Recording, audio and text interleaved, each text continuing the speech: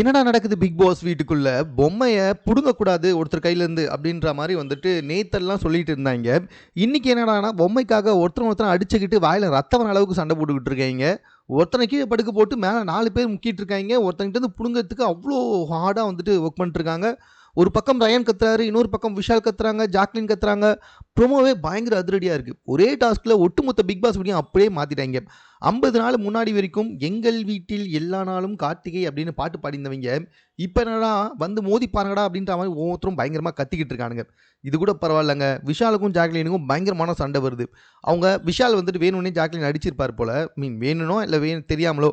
அதுக்கு விஷால் என்ன சொல்கிறாருன்னா, நான் வேணும்லாம் யாரையும் அடிக்க மாட்டாங்க ஜாக்லின் அப்படின்னு சொல்ல, நானும் நீ வேணும்னு அடிச்சேன்னு சொல்ல வரல அப்படின்னு ஜாக்லினும் சொல்ல, தெரியுது இல்லை அப்போ ஒழுங்காக தெளிவாரு அப்படின்ற மாதிரி சொல்ல, நான் தெளிவாக தான்டா இருக்கேன்னு சொல்ல, நானும் அவங்ககிட்ட பேச வந்தேன் அப்படின்னு சொல்லிட்டு கிட்டத்தட்ட ஜாக்லின் கிட்டேயே பயங்கர கோவமாக கத்திக்கிட்டு வெறித்தனமாக போயிட்டு இருக்காரு விஷால். இப்படி பிக் பாஸ் வீட்டுக்குள்ளே இருக்க எல்லாருமே ஒரு மாதிரி வெறித்தனமாக போயிட்டு இருக்காங்க.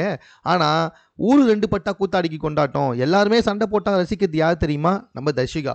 பச்சையாக தெரியுது அவங்களுக்கு பயங்கரமான வெஞ்சன்ஸ் இருக்குன்ட்டு.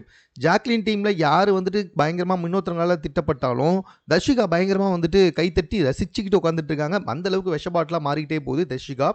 ஸோ ப்ரோமோவே பயங்கரமாக இருக்குது. இன்றைக்கி எபிசோட் செம்மையாக இருக்க போகுதுன்றது மட்டும் நல்லாவே தெரியுது. மேலும் இது போன்ற செய்திகள் உடனுக்குடன் தெரிந்து கொள்வதற்கு நம்ம 60 செகண்ட் சேனலை சப்ஸ்கிரைப் பண்ணுங்கள்.